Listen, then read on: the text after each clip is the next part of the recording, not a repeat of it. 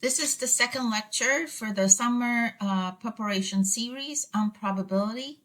Today's topic is set operations. Recall that we talk about a sample space of 10 by 10 or 100 elements. This is a place where we have a subset of people who like chocolate and a subset of people who like peanuts. These are two different subsets. And the entire set of the sample space is 10 by 10 or 100 elements. So each of these cells is called an element. When we talk about probability, we usually talk about conducting an experiment.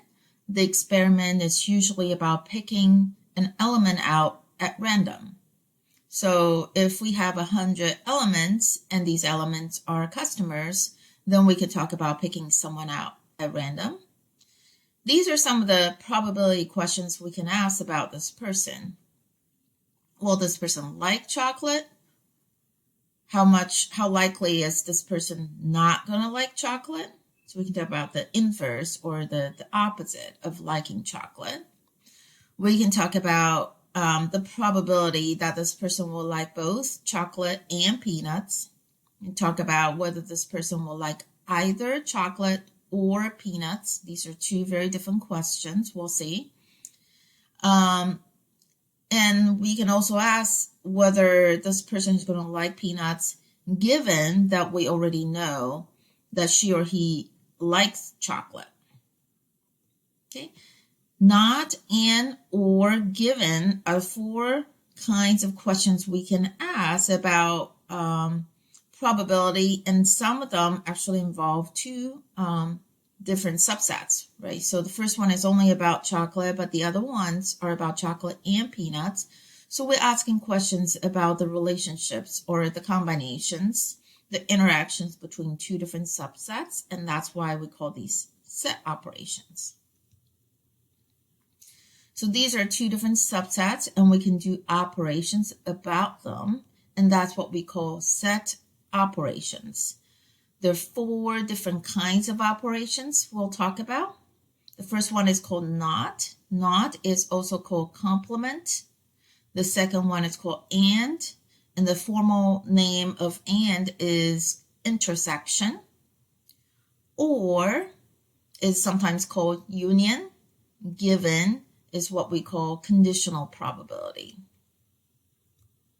These are operations for constructing new sets. So every time we use this operation, the outcome of the operation is another set. So we're constructing new sets from existing sets. So our existing sets are those who like chocolate and those who like peanuts. Very typically, you will see Venn diagram being drawn to represent sets. So instead of the pictures I had, usually textbooks have these two circles or three circles. So Venn diagram, each circle represents an event, a set. And then you can see how these sets overlap. So this is a very common way. So I want you to be able to recognize what a Venn diagram is. And you will see why this is a more convenient way of doing things, because it's just a little time consuming to always draw chocolate versus peanuts. So it's easier if we can just abstract and represent them using just circles. Okay, so I want you to start getting used to this.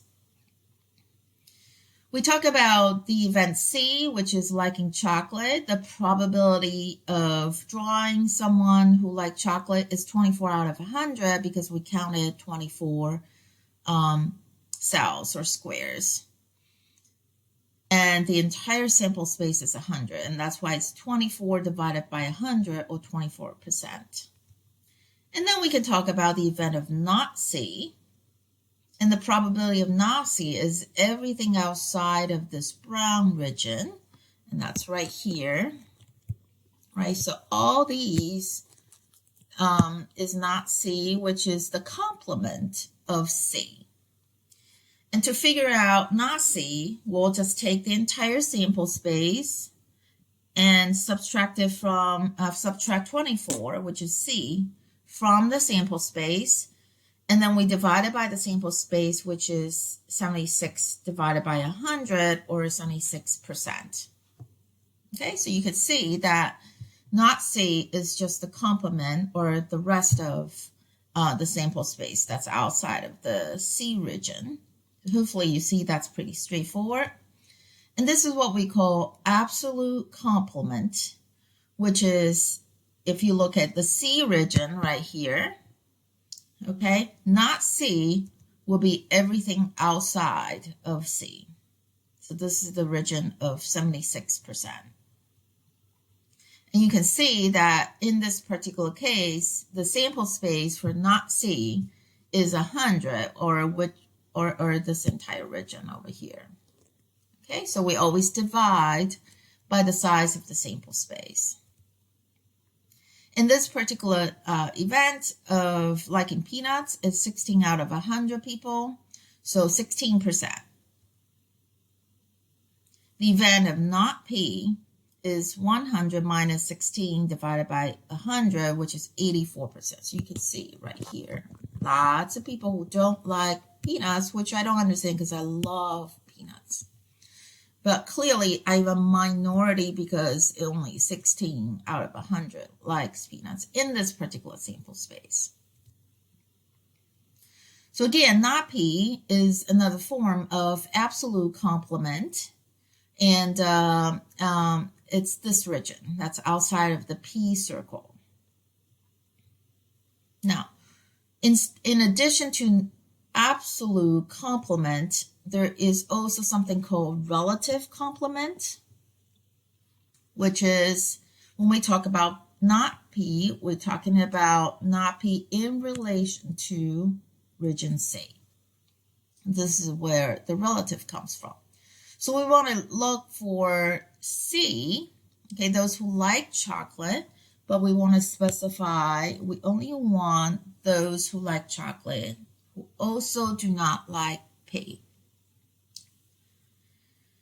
Okay, so in this particular case, the visual is really helpful because we can look at the C people. It's right here. Okay, but then there's a small percentage of them that like P. So if we want to include only those who do not like P, we have to take this particular area out. And you can count how many there are. 1, 2, 3, 4. There are 4 of them. So what we need to do is we need to specify this region, C not P. And what we can calculate is we can take the probability of C and we can minus the probability of the way to represent it mathematically is C minus P, or C backslash P right here. So these are the 2 different ways to write them. You see these in textbooks a lot. And C backslash P is basically 24, which is this big region, the region C, but we want to subtract the overlap, which is this little area, from it, and that's how we get 20 divided by 100, or 20%. So 20% is this yellow region that is people who like C, but it's like, excluding this area of people who like P. So again, this is how we write it mathematically, C minus P, or C backslash P, and on Venn diagram, this is how we represent it. It will be the C circle outside of the P region. Same thing, another example of relative complement is P not C. So those who like P but do not like chocolate will be this region. And we will write it as P minus C, P backslash C. And then we'll take the entire region of P. Okay, so this entire region is 16. But then the overlap over here is 4. So 16 minus 4 is 12%. Or divided by 100 is 12%. P minus C, or P backslash C, refers to this region over here. All right.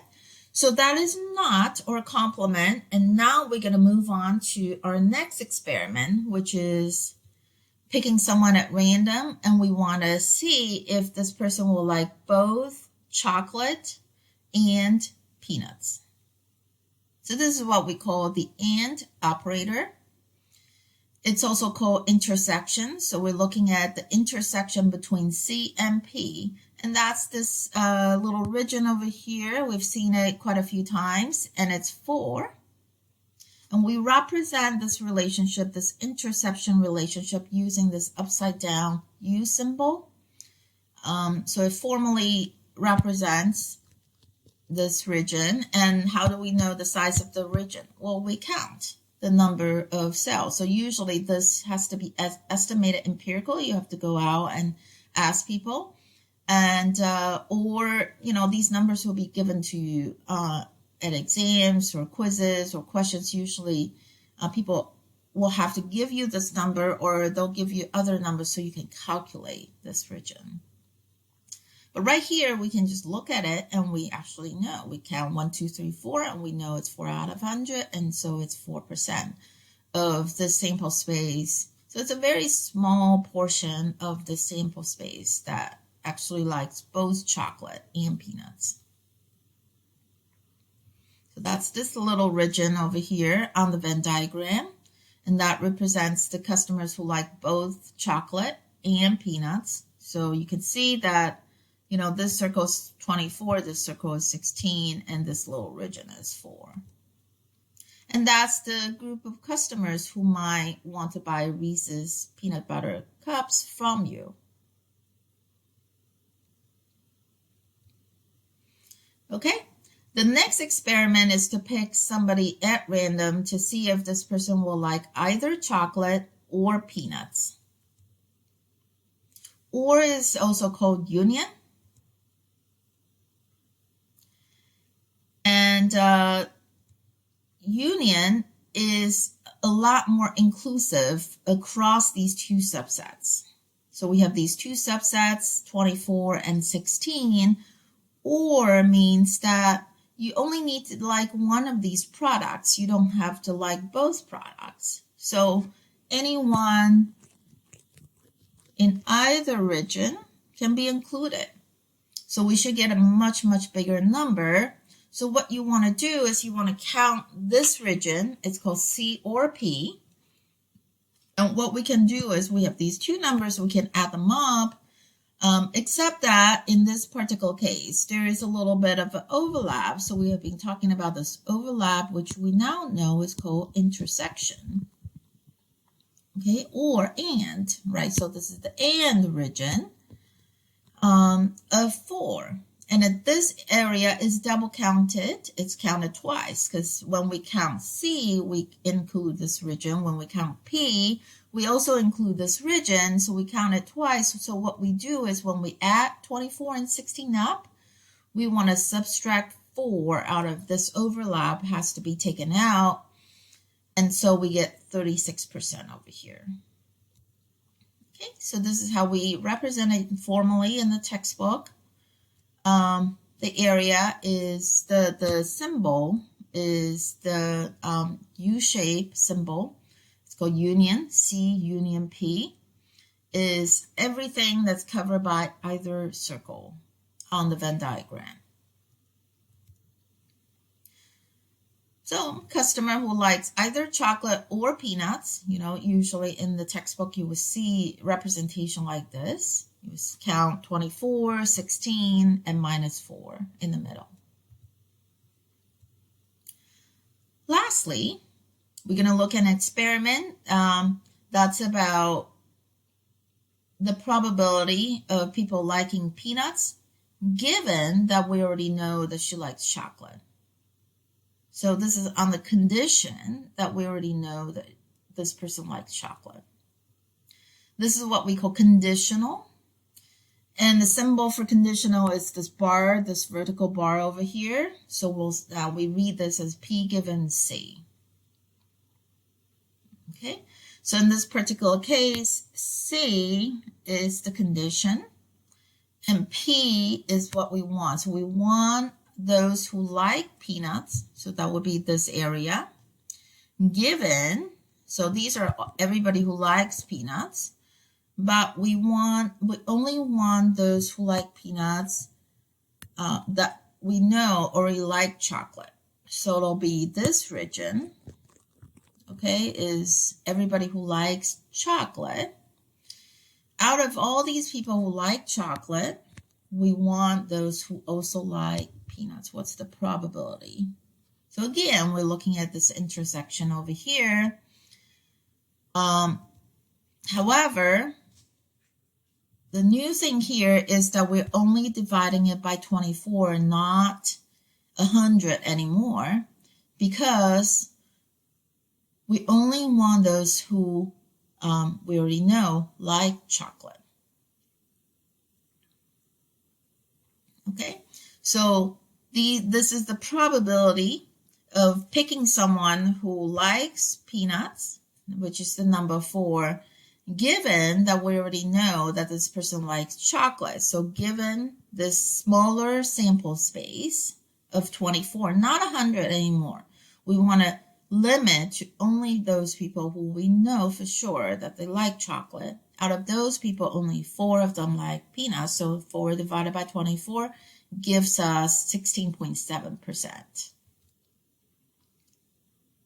So this is how we represent it formally. P given C is this little region. Okay, so this is our new sample space, and also out of this new sample space, we're looking for this area. So this is 4 divided by the new sample space of 24.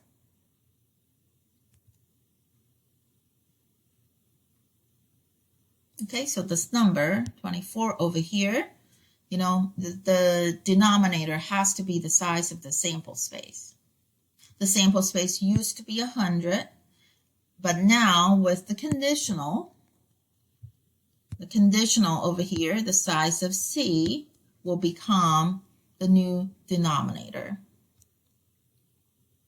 Conditional probability is directional. So when we say P given C, C is the sample space, so we divide it by 24. Okay, so this region divided by 24. However, when we talk about C given P, then P will be the new sample space right here.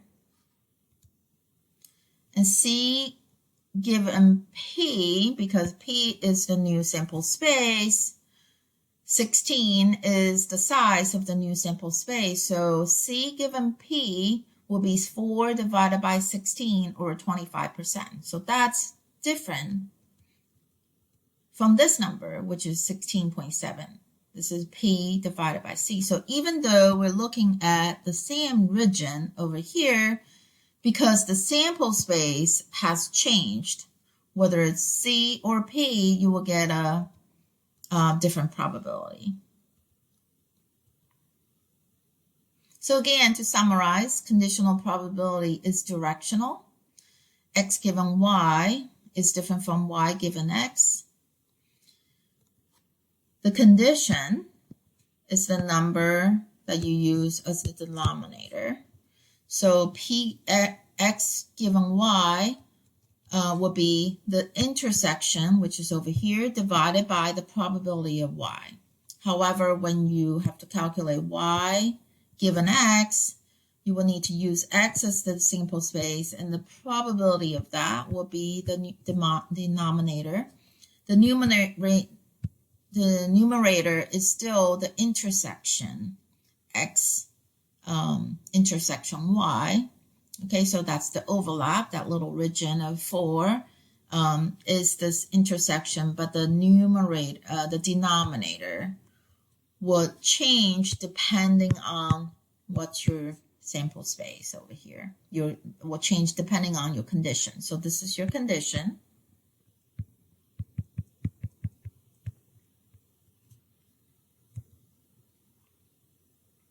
Okay.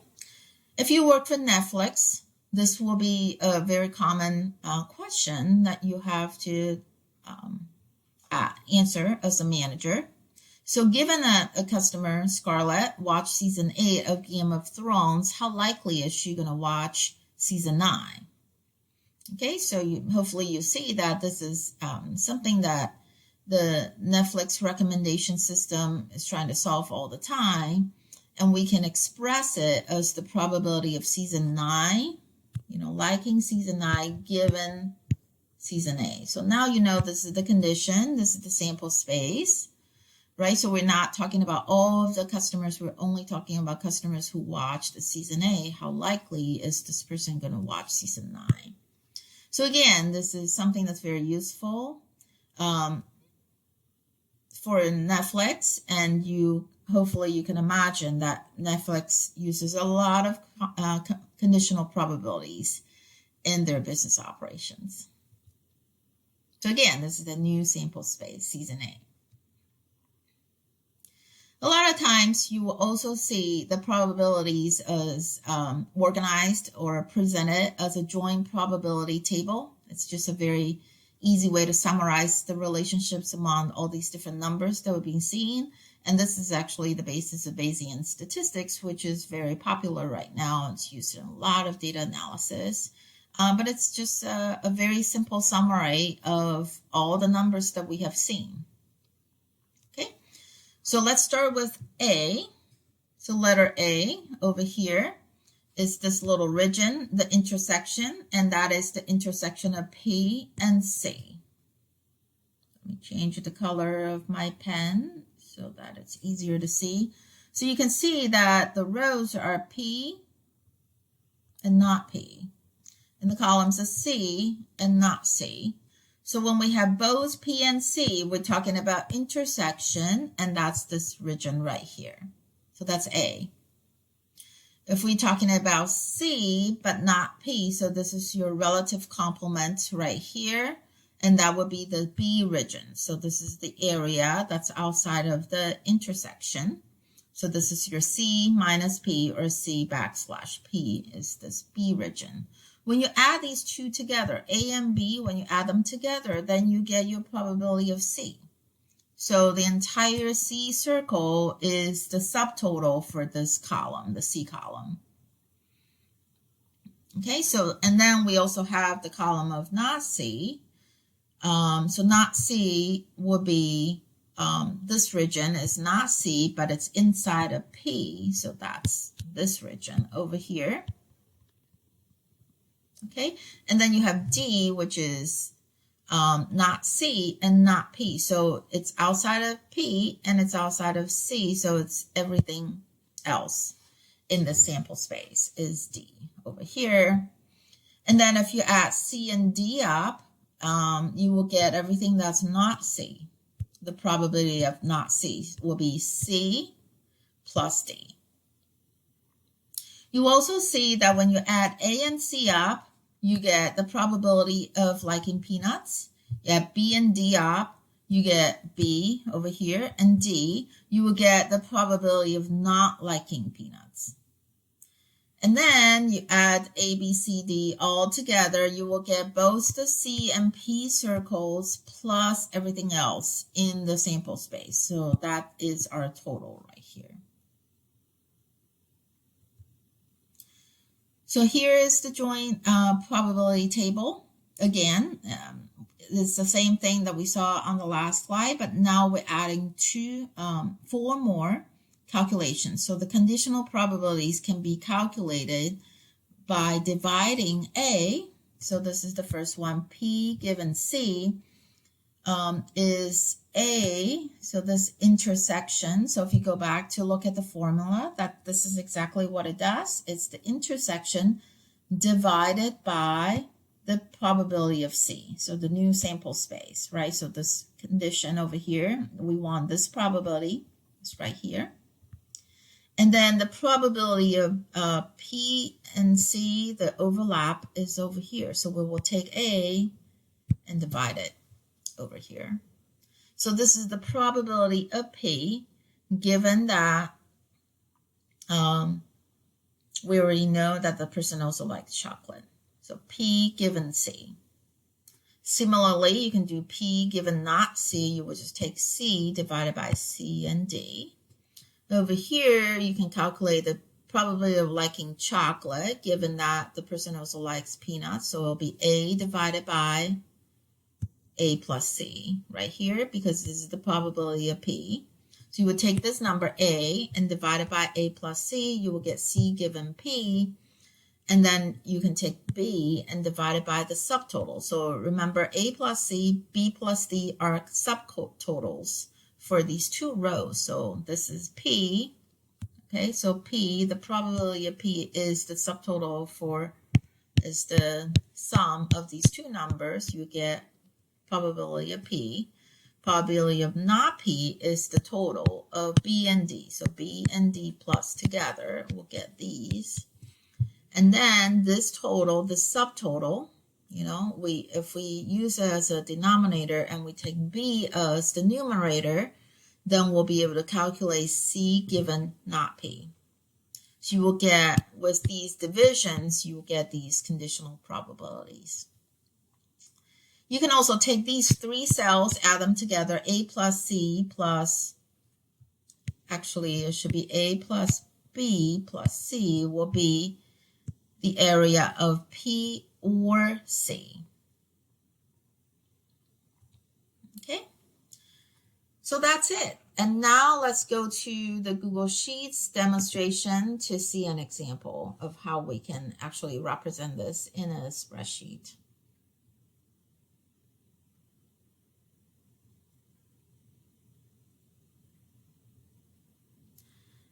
Again, this is the Google Sheet file where we have all our demonstrations. So you want to make sure you go down here and look for the demonstration that we are focusing on right now. And we already seen S1 Pro. Today we're going to go over S2 Set. You want to click this. You can see that we have a data set of 100 people.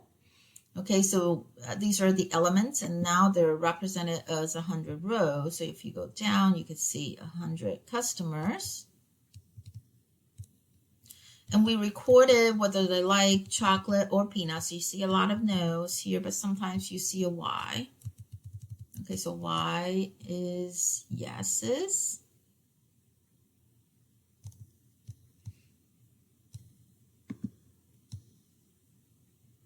See, this is the column of customer who like chocolate, and this is the column of people who like peanuts.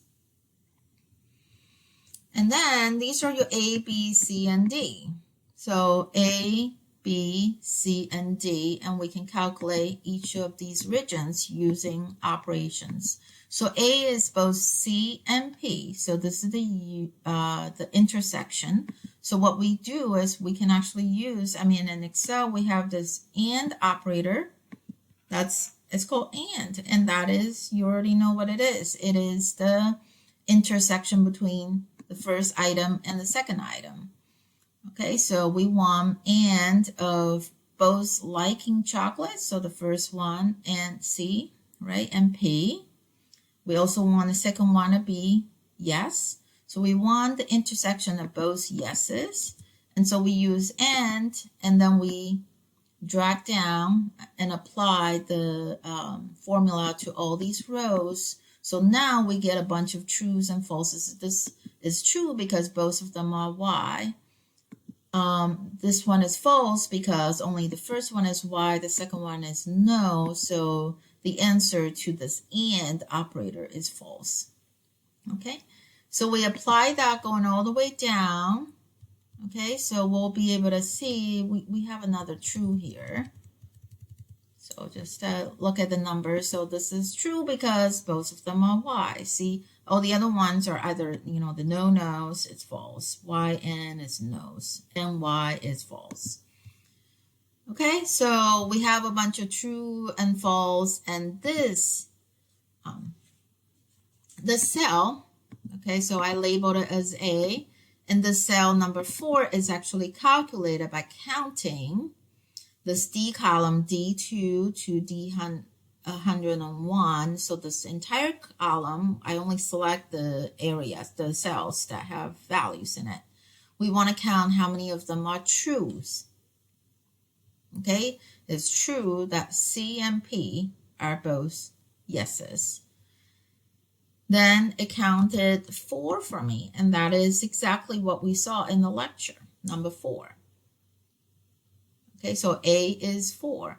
And then B is 20 because we also counted this column. So this column, C not P, is again an AND operator, but it's the first one is yes, the second one is no. Okay, so we did these. We want to find cases where C is yes and P is no. And then we did all the logical, verifications, and then we counted up how many of them are true, and we counted 20 over here. So A is 4 and B is 24, and they add up to, so this one is really just adding these two up, 4 and 20, but I wanted to do it in a different way. So I want to show you that the subtotal for this column is really just the probability of C, like chocolate, which is column B.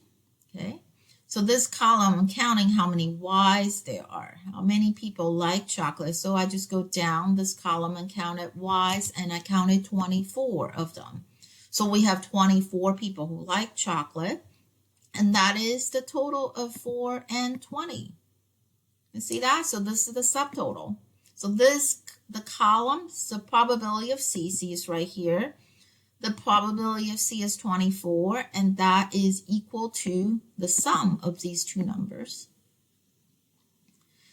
Now, P given C is calculated by taking the value of A, which is the cell, divided by the subtotal of the column, which is this cell. So 4 divided by 24, or 16.7% here. We also calculated C. Okay, so the value C is P. This is over here is the probability of liking peanuts but not chocolate. So we want to look at those who have Y here but no in the second column. So we use this formula using the AND operator. We want Y from the first column and a no from the second column. So we got a lot of falses, but we have some trues. And this is our orange region, which is letter C over here. And we just count how many true values there are. And we counted 12.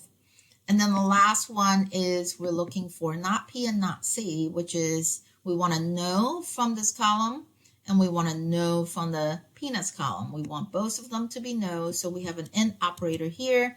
And again, we have a lot of falses and trues, and we counted the number of trues from this pink column, and we counted 64, and that gives us, this is counting the number of no's from the C column, and we counted 76, and that actually is exactly 12 plus 64. Okay, the same thing over here, the probability, the subtotal for A and C is 16, and 16 is actually the number of people who like peanuts right here. So 16 is what we counted from the peanuts column, but it also is exactly 4 plus 12. Okay, those who do not like P is we counted no's from the peanuts column, and that number again maps is exactly 20 plus 64. So the total is 100, okay? And you can also calculate the probability of C given P and C given not P, and you will see that these 4 conditional values are all different. So, because they're all calculated using different values. That's it. So this is a picture of the table, the joint probability table from the lecture. So I want you to see that how this table is actually calculated in practice, how these numbers are put together from a data set. Here's a tip for you. A lot of times you need to calculate the union of x and y. You're given x, you're given y, but you're not given the intersection between x and y, and so it's very hard for you to figure out the intersection. Sometimes it might be easier to calculate the complements and then join them together and then take the complement of that to get to what you want. It is sort of a longer route. It's less straightforward and it can be confusing, but it's maybe the only option you have.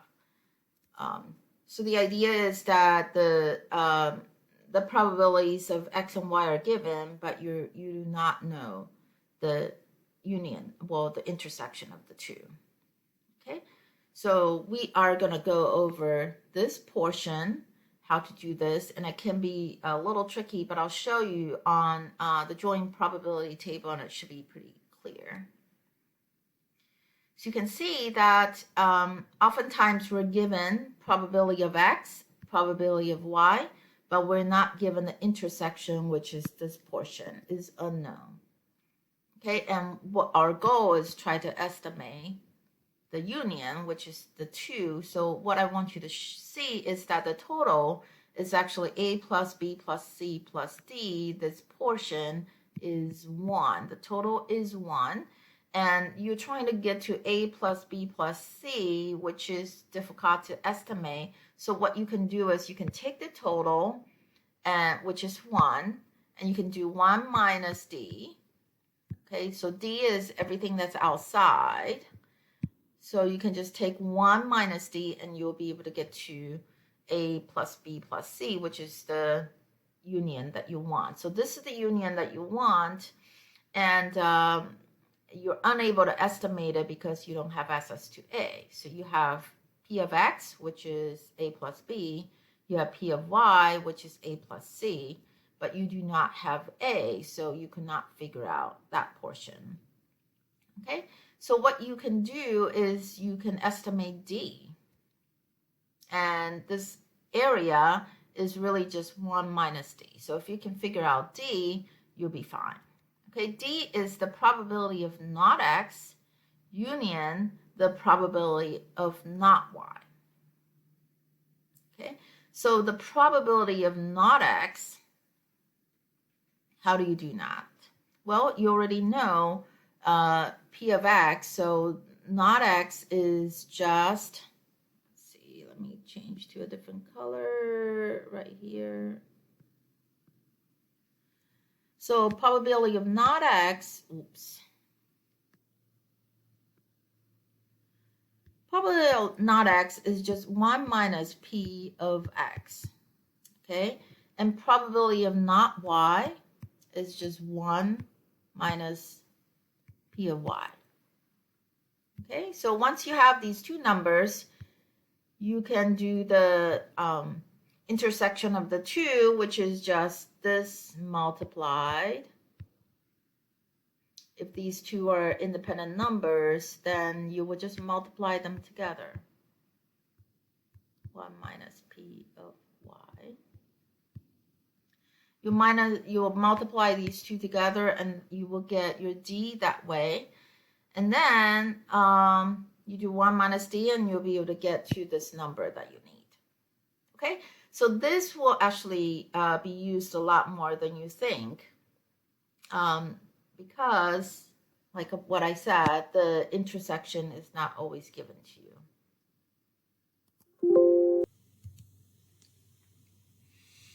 Okay. It's nice to look at the data set because you get a very detailed view of the mechanics underlying all these probabilities. But there's a reason why your textbook usually don't use these, because it's a lot of tables, a lot of space, and it's a little tedious to see everything. So eventually, and it's only 100 records, and it already looks a little, tedious. And what if you have a sample of 5,000 people? What if you have 1 million people, right? So you're not going to be able to represent everything using a table. So, and also just formally, it's more efficient and easier to understand if we just use notations. So if we want to talk about the elements of a sample space of a set, so this is the set C, we usually would just use these curly brackets. We put the elements, we list them inside the curly brackets using commas to separate them, and that would be how we list the elements within this set. Okay, and the set of P is usually represented using curly brackets and commas and these values to list each one of these elements. Okay, so see, like this is 1, 5, 7, 10. It's because the first element likes peanuts, the fifth element likes peanuts, the seventh element likes peanuts, and the 10th element likes peanuts. Okay, so we skip the ones that are no. So the subset, the sets only include those who meet the that are consistent with the name of the subset, right? So we skip over all the no's when we list them using the symbol. Okay, now we're going to end this lecture with an exercise. I will give you the exercise here, and you should take 10-15 minutes to figure this out before you look at the solution. But as we said before, the solution is already on the Google Sheets. It's on a hidden sheet, so you can always check your answers. But before you do that, I want you to work on this on your own. So here's a data set of 20 houses in the Williamsburg region in 2 different zip codes, 23185. So you see this first set over here is a bunch of houses in the first zip code. I need a different color. So these are 23185 houses. There are 12 of them, and then we have 8 in 23188. And we also recorded whether the price went up or down. So some of them went up, some of them went down. So you have these 20 records as well. Okay. And with this sample, we want you to calculate the probability that price goes up. So what's the probability that price goes up? How will you represent that using all the symbols that we talk about, and how would you estimate that? We want you to calculate the probability that price goes up given that the house is located in the zip code 23185. What's the probability the house is located in 23188, right? So what's the probability that it's in this region? So by the way, this is where the Mason School is. Given that the price went down, what's the probability that this house is located in the second zip code? What's the probability that the house price goes up that is not in 23188? What is the probability the house is located in either 23188 or 23185? What's the probability that a house price goes up or it's located in 23185? So go ahead and work on this exercise and see how well you do. If you had a good understanding of the lecture, this should be pretty straightforward. Again, the solution is in Google Sheets, and it's on this S2 Set Key tab. Good luck. And there are more practices on Khan Academy. So this is from our course website. You can see the lectures, the lecture 1, all the lectures that we have seen already, but I also have links to the practices. So these are Khan Academy practices. They're pretty straightforward, and you click on the links, you'll be able to complete these quizzes. They're automated. You can see right away whether you got the answer correct or not. All right. There's also a short animation about conditional probability by Harvard's Statistic 110 course. It's known as Bayes' rule, but it's basically the joint probability table and the conditional probabilities that we have looked at. So it's actually quite well done. So I encourage you to take a look at it. Just another way to reinforce the ideas. All right, have fun, and we'll see you at the next lecture.